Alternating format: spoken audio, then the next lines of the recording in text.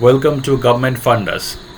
Today we will talk about MCQ regarding technical resignation, lien and foreign service. Number one question is, what is technical resignation? A technical resignation submitted for personal reason is A resignation to join another government post through proper channel is B. A resignation submitted verbally is C, and a resignation from a contractual post is D. So verbally जो resignation दिया जाता है वो technical resignation तो हो ही नहीं सकता. कॉन्ट्रैक्चुअल पोस्ट में technical resignation is not applied. Personal reason से रेजिग्नेशन दो तो वो टेक्निकल रेजिग्नेशन नहीं होगा, वो सिंपल रेजिग्नेशन होगा. थ्रू प्रॉपर चैनल, किसी और गवर्नमेंट सर्विस के लिए अगर आप गवर्नमेंट सर्विस में हो, परमानेंट पोजीशन पे हो, तो वो टेक्निकल रेजिग्नेशन माना जाएगा. यानी कि B is our correct answer. B is the right answer. Let's move on to 2. So which OM originally clarified the concept of technical resignation?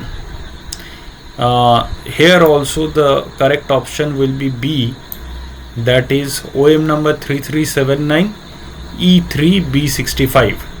ये याद रखने वाली बात है. This OM of point number B talks about the technical resignation in particular. Now question number 3 says, is technical resignation applied to ad hoc post? No. Technical resignation is not applied for any ad hoc post. So B is the correct answer also. Now in question number 4 it says, can past service be counted if application was made before joining government service? So correct answer is yes, subject to conditions. इसमें conditions applied हैं मगर it can be counted. So question number question number 5 is, what must a government servant do if they had applied for another post before joining? कोई post में कोई join कर रहा है, कोई परमानेंट पोस्ट में कोई ज्वाइन कर रहा है, मगर उससे पहले उसने किसी और पोस्ट में अप्लाई करके रखा, तो उसमें गवर्नमेंट सर्वेंट को क्या करना चाहिए after joining? A says submit resignation immediately resign कर दो. B says intimate application details after joining. तो न्यू एम्प्लॉयर को जिसमें आप ज्वाइन किए हो, उस एम्प्लॉयर को पिछले वाले जो ज्वाइनिंग के पहले जो एप्लीकेशन डाला था उसके बारे में बताओ. Wait for probation to complete. And D says request pay protection immediately. So again the correct answer here is B. तो इंटीमेट करना पड़ेगा. You have to intimate your authority. Question number 6, which rule allows carry forward of leave on technical resignation? Technical resignation में rule carry forward होता है इस service से इसके बाद वाले जो सर्विस में जा रहे हो उस सर्विस में. Now which rule actually allows this? So here also the right answer is rule 9(2) of CCS leave rules. Now we'll come to question number 7, which says, what happens to LTC eligibility after technical resignation? LTC eligibility में क्या कोई फर्क आता है? LTC is forfeited, LTC entitlement is carried forward, fresh entitlement starts. Because we know that LTC entitlement for fresh candidates up to 8 years, first 8 years of service is different from the later years, which is counted on block years. And the point number D is only one LTC is allowed. So here also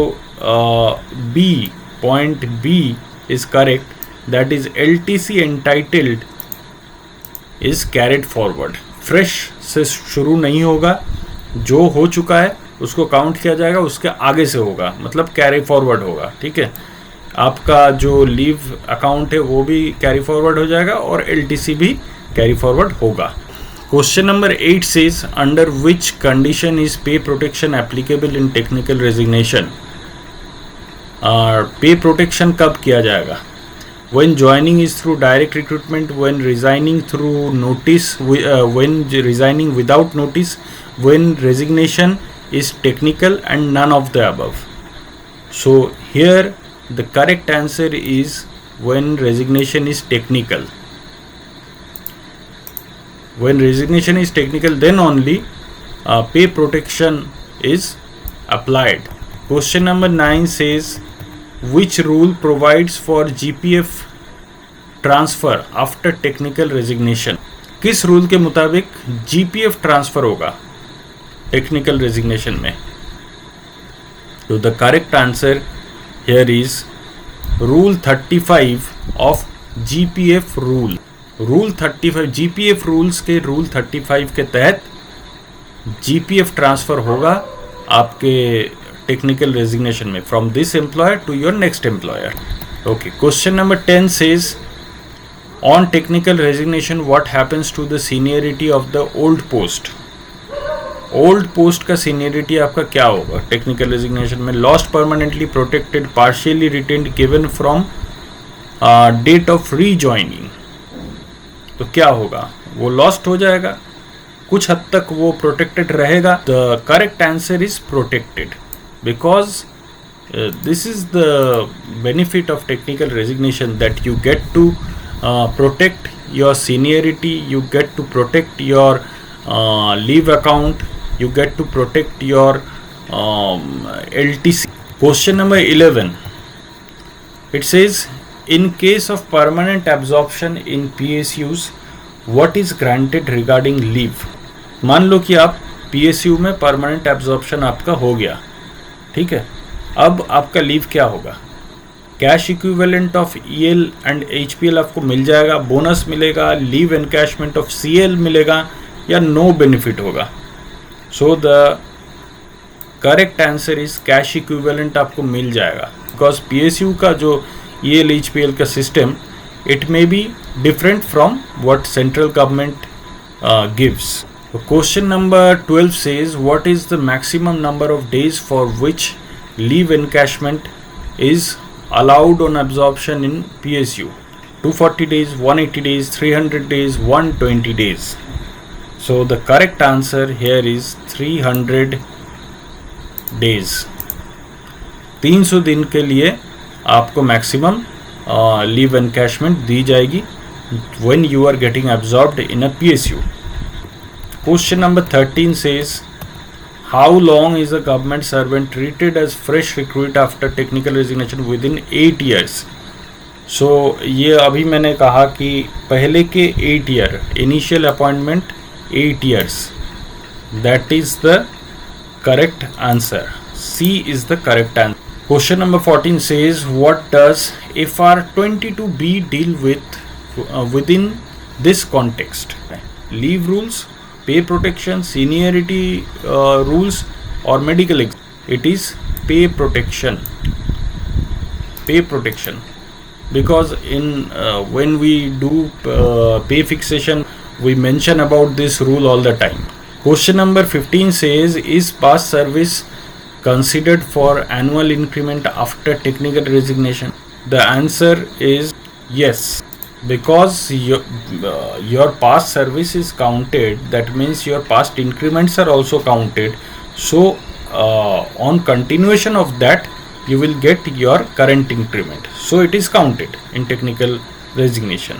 Question number 16 says, what happens to the service book on technical resignation? Archived, उसको संभाल के रख दिया जाएगा, destroyed, transferred, renewed. So obviously correct answer is transferred. आपके new office जिसमें आप join कर रहे हैं उसमें आपको पहुंचा दिया जाए.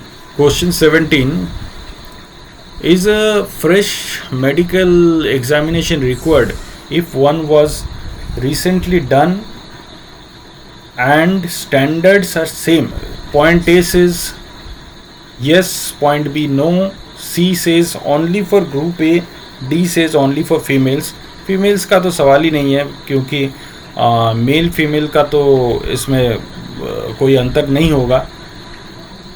Only for group A. This is also not possible because this is again a discrimination in services. अगर स्टैंडर्ड सेम हो और अगर the medical examination you have gone through is quite recent, then you don't need to do a medical examination. But often what happens is you again have to do medical examinations because the last time you have gone through a medical examination is so long back that your physical standards or your medical history gets changed in between. So again you have to go for a medical examination in your new service. But here the answer will be no. So question number 18 says, what is the time limit after discharge beyond which full character verification is needed? तो character verification कितने time के बाद फिर से करना पड़ता है? 1 year. After 1 year. What is lien as per FR 913? Seniority right, temporary appointment right to hold a regular post, pay protection. Now lien, as we all know, is a term which says you are on a foreign service or deputation and your previous post or your post in your parent organization is not fulfilled by another candidate. It remains vacant for you to come back and join on it again after you complete your full term on your deputation service or your foreign. Lien क्या होता है कि आपका right to hold a regular post, आप एक regular permanent post पे हो, आप कहीं पे डेपुटेशन में जा रहे हो तो आपका वो वाला पोस्ट रहेगा जब तक कि आप वहां से वापस आके फिर से न ज्वाइन कर लो. Question 20, who enjoys lien on a post? A says contract workers, B says ad hoc appointees, C says confirmed employees, and D says consultants. So what is the correct answer? Confirmed employees. Lien is for confirmed employees. Question 21, lien remains during which of the following conditions? On leave, while on foreign service, while officiating in another post, all of the above. So the correct answer is all of the above. Whether you are on leave or you are on foreign service, you are officiating in another post in the same organization, your original post remains the same. That means original post पे आपका lien बरकरार रहेगा. Question 22 talks about what happens to lien when a government servant acquires a lien elsewhere. अब आप एक लियन पे हो मगर दूसरे सर्विस में जाके वहाँ पे भी आपको लियन मिल गई है, तो यहाँ पे क्या होगा? It is retained, it is shared, previous lien ceases, खत्म हो जाएगा प्रीवियस लियन, और it is suspended. So the correct answer is previous lien ceases. आप एक ही टाइम पे एक ही लियन के हकदार हो. You cannot have two liens at a time. Can lien be retained on immediate absorption to PSU? तो PSU में आप जा रहे हो, immediate absorption हो गया आपका, तो क्या आपका lien बरकरार रहेगा? Yes, no, up to 5 years subject to approval. What is the correct answer? No. PSU में जा रहे हो तो कोई lien नहीं रहेगा. ओके, PSU में जा रहे हो तो. Question 24 says what is the rule for lien retention for immediate appointment to another central government office? Lien is permanent, lien for 2 years extendable to 3, lien for 6 months only, no lien permitted. What is the correct answer? So the correct answer is point number B, Lien for 2 years, extendable up to 3 years.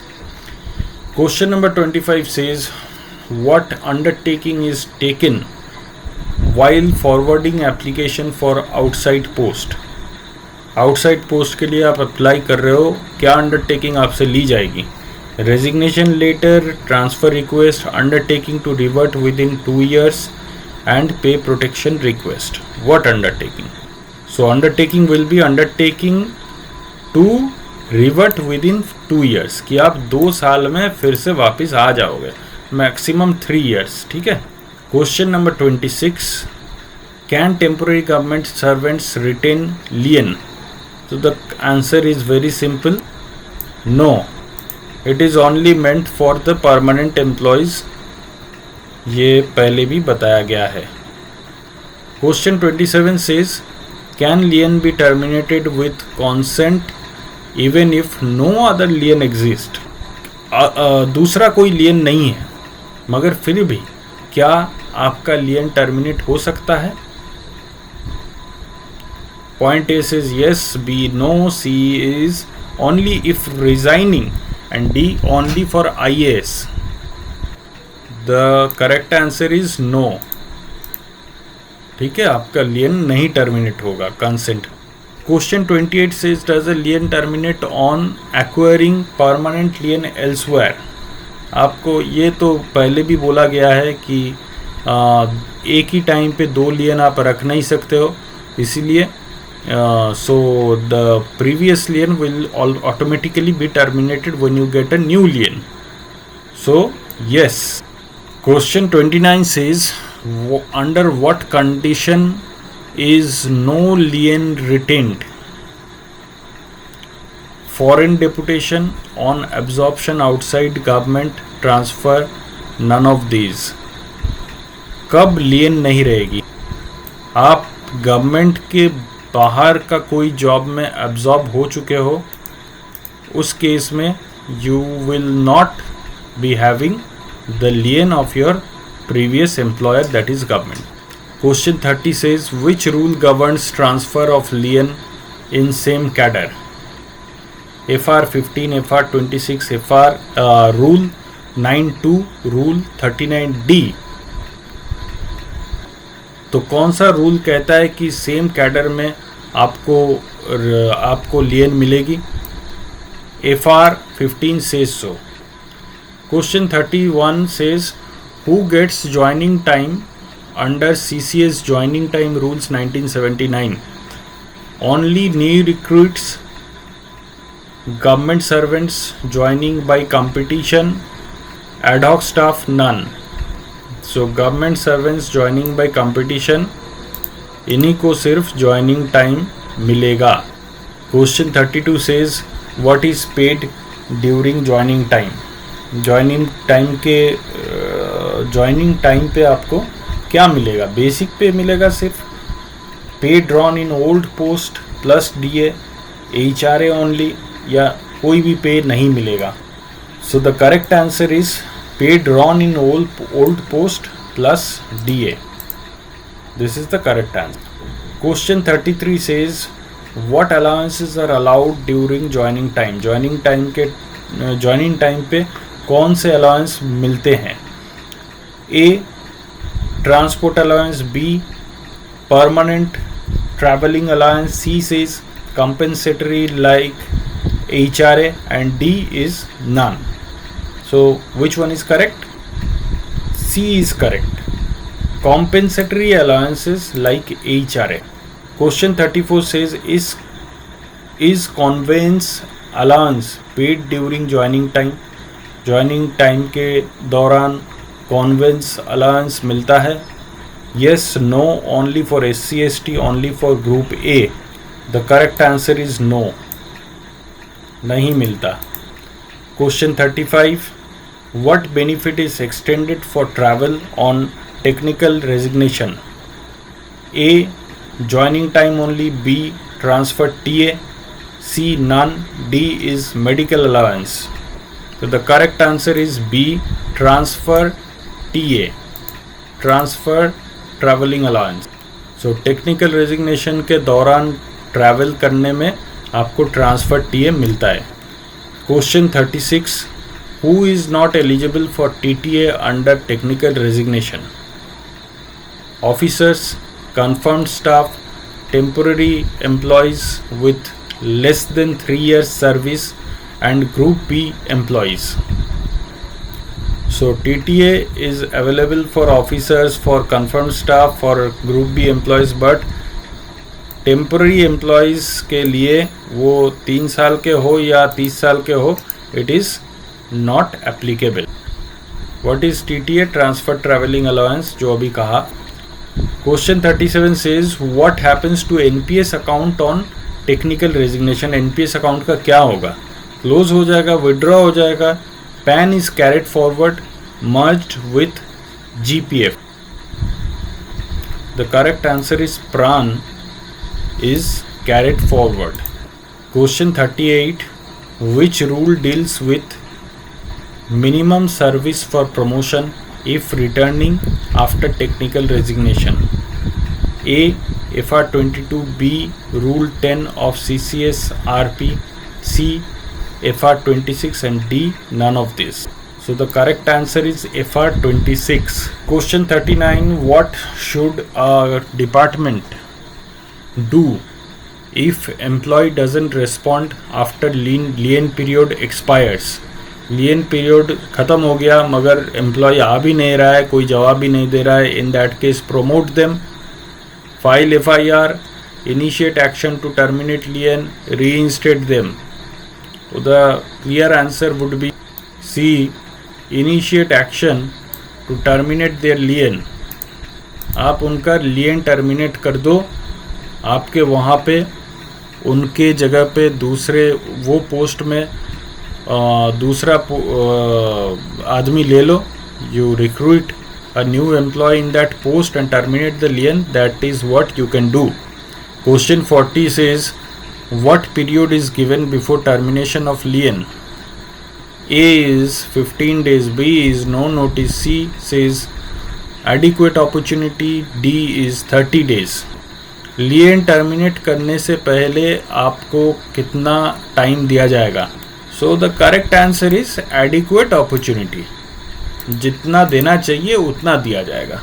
Question 41 talks about how long can lien be retained in exceptional cases. Exceptional case में lien कितने साल के लिए रहेगा? 1, 3, 2 या 4 years. सो मैंने बोला था कि 2 या 3 ईयर्स, तो 3 ईयर्स एक्सेप्शनल केस के लिए दिया जाएगा। नॉर्मली 2 ईयर्स होता है। Question 42, what happens to seniority when employee rejoins old post after technical resignation? A. Lost, B. Protected, C. Starts afresh, फिर से शुरुआत, D. Promoted automatically. The correct answer is protected.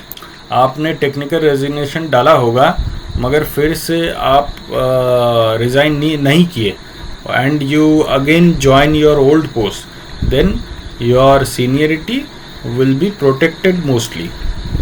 Question 43 is what should a department do with the service book on technical resignation? तो ये तो फिर से repeat है, तो डिस्ट्रॉय तो नहीं किया जाए, आर्काइव भी नहीं किया जाएगा, ट्रांसफर टू न्यू ऑफिस, यही होगा आंसर। आपके न्यू ऑफिस में भेज दिया जाएगा। Question 44 is what is required if more than 1 year gap between resignation and reappointment?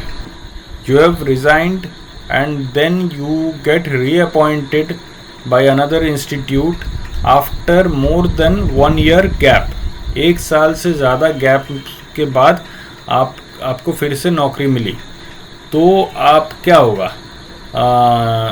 कुछ नहीं होगा, न्यू अपॉइंटमेंट लेटर दिया जाएगा, सिर्फ फ्रेश कैरेक्टर वेरिफिकेशन होगा, मेडिकल टेस्ट होगा, क्या हो? सो the correct answer is fresh character verification आपका होगा। 1 साल से कम होता तो नहीं होता। Question 45 can lien be retained if employee absorbed in PSU? नहीं, ये तो फिर से रिपीट क्वेश्चन है। The correct answer is no. PSU में आप एब्जॉर्ब होने के लिए जा रहे हो तो आपका लिएन नहीं रहेगा। अच्छा, अगर एब्जॉर्ब नहीं हो तो, जब तक एब्जॉर्ब नहीं हो रहे हैं तब तक लिएन रहेगा। एब्जॉर्ब एक बार हो गए तो लिएन नहीं रहेगा, क्योंकि वहाँ पे फिर आपका लिएन चालू हो सकता है, नहीं भी हो सकता है मगर हो भी सकता है। Which OM dated 24th November 2022 consolidates rules on technical resignation and lien? So here the correct answer is 28020/1/2010.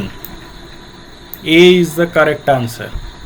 And today's last question is question 47, which says, is a government servant eligible for pay and DA during joining time? So बड़ा simple सा सवाल है। The correct answer will be yes. Joining time के दौरान आपको पे भी मिलेगा और DA भी मिलेगा उसके ऊपर। Thank you. अगली बार कुछ नया लेके फिर मिलेंगे।